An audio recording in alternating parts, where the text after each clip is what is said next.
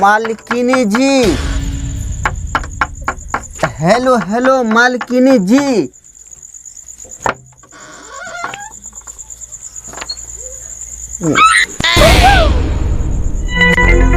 अरे दीदी कोई भिखारी आइलो। कोरोना में भूखे भिखारी मरो तड़ो जो चाउर दे दे। ओह नो, हम भिखारी बाड़ी?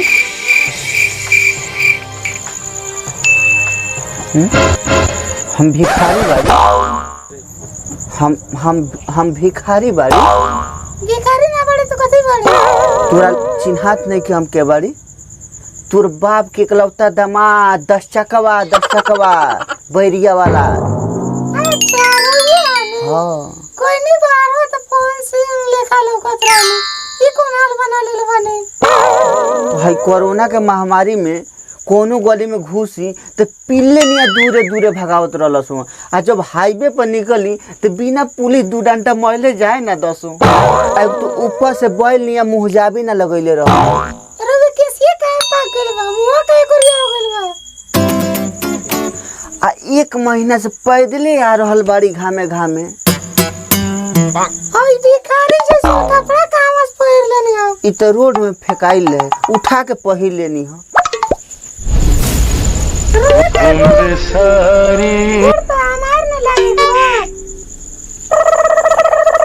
तू कैसे सोच ले हम तारा से गोड़ लगा? साला हम बाहर में चिमनी ईटा धोइले 1 दिन में 200 कमात रहनी। आ तू घर बैठले 1 घंटा में 1500 मार देवे। इंटरव्यू कैले बारू, कंप्यूटर आ मशीन चलावेलू। कंप्यूटर ना जी, कंप्यूटर। अच्छा उहे अच्छा तो ई कोई ना तो हम बढ़िया बात कहिले तो तू गलते समझेलू। अच्छा तो अपन घरे गइल रहनी है, माई बाबूजी से भेंट कइनी है? हम तो माई बाप अपना मौगिए के मान ले। साला सास तीरथ ससुर तीरथ तीरथ साला साली है। आ 4 धाम घूम ल, असली धाम घरवाली है। अरे हमार बाबू तार कितना बड़का सोच था।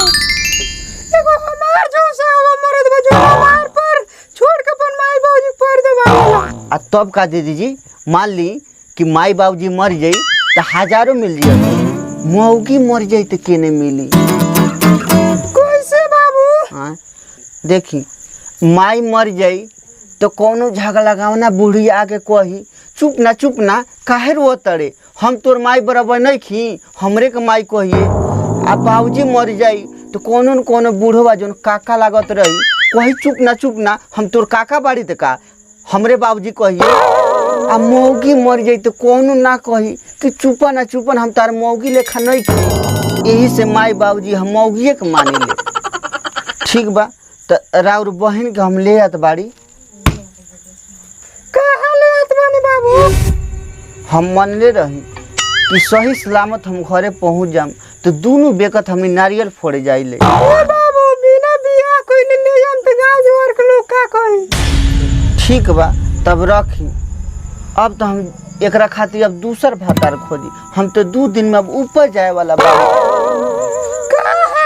अगर हमने दोनों बेकत नारियल ना फोड़े जाए को तो कोनो न कोनो घटना घटे ही के बा। मत कही बाबू, ले जाए रोवे निया संस्कारिक दामाद कहां पाइल जाई? चलो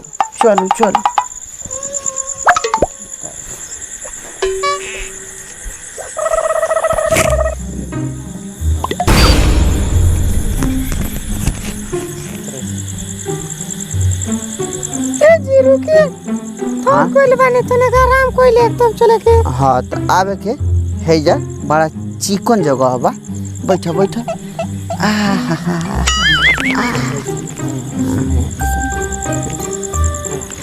आइए डार्लिंग वो का बोका खेले चलो हाउ सरपंचवा के रहरिया में। ए डार्लिंग वो का बोका खेले चलो हाउ सरपंचवा के रहरिया में। हेलो रे आई मेन राह में आके गावत बोका बोका खेले। हाँ लेक पकड़ के ले चल तो सरपंच जी लोग। हे बोला कहाँ खलस तो हनी हमने दोनों आदमी नारियल फोड़ जा नारियल फोड़ाइल बाड़ सो आई मेन चौराहा पर ई कौन नारियल फोड़ाई होता ओका बोका होता या तो तुहनी का है फाटता तुहनी का बहिन लागेले का एडवांस बोल बे रे ले चल तो सरपंच लग ले चल तो पकड़ फेंको रोक ले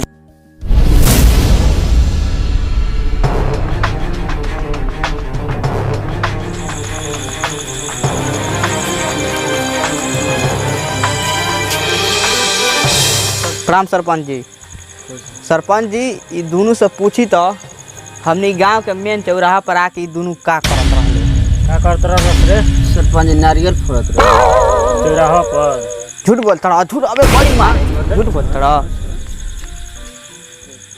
ना सरपंच जी ई दोनों आके हमनी के गांव के चौराहा पर आके गाना गावत रहलो ओका बोका खेले चल सरपंचवा का रहरिया में बताई तो वो सब गाना गई हो अरे ये सब करवा सो आराधना करत रहे सरपंच आराधना हाँ अच्छा तहनी के नाम कहाँ है घर कहाँ है सोन घर अरे सोन घर तो पहली बार सुनते अरे चंडीगढ़ छत्तीसगढ़ सुन ले रही सोन घर कहाँ पड़ेला रे उहे सरपंच जी बोले के ना आवे बोले के ना आवेला तोर के लागला तोर मौसी लागला ये कि तोर फुआ लागला कि तोर दीदी लागला तो फिर के लागला एक एकलौता मर्द 10 चकवा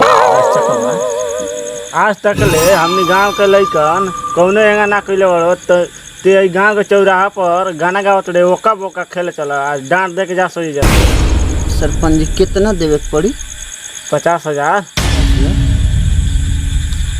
50,000 देवे के पड़ी सरपंच जी तब तो पैंट खोले के पड़ी सरपंच जी पैंट खोले के पड़ी हाँ एंटीबायोटिक में रख ले बानी आप पूरा पैसा तो निकाल ये कहाँ हाथ लगावत रे तू? पैसा निकाल रहे हैं सरपंच जी पैसा अच्छा अच्छा मेहरारू भाई भागत नहीं किया ब्याह तनी मेहरारू लग से मेहरारू तोरा हाथ जोड़ते गोड़ पकड़त इज्जत बचा ले 1 रुपया ना लेके आई बड़े भाई हार वो दे के बचा ले हमरा नहीं तो सुन ले बानी जौना आदमी के पकड़ ला सो गाधा निया मारेला सो बचा ले मेहरारू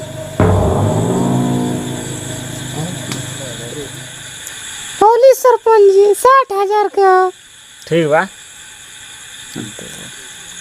ए जी कैसे है लील गाना शौक पसंद कैले एकरा के 6 महीना साबुन से नवाई शैम्पू से नवाई चाहे घर में रखी तबो एकर कलर ना फाटे कैसे रू एकरा के पसंद कैले साफ लील गड़ास लौकता का करी जी फोटो में देखले रही ऐसे ना देखले रही अच्छा ठीक बा भास भास है जैसे चल मेहरारू रुक सरपंचों को हमने तो 10,000 ज़्यादा दे के आ गए तो 50,000 मांगले रहे रुक अबे आओ सरपंच जी हाँ 50,000 मांगले रहनी 60,000 के बा माल 10,000 वापिस कर हमरा मार ना खइला भागला कि ना हमने कितना मेहनत कर जा हमने के चैनल के सब्सक्राइब कर जा हमने के सपोर्ट करे जा हम आगे बढ़ी जा ओनली विलेज कॉमेडी ऑफिशियल।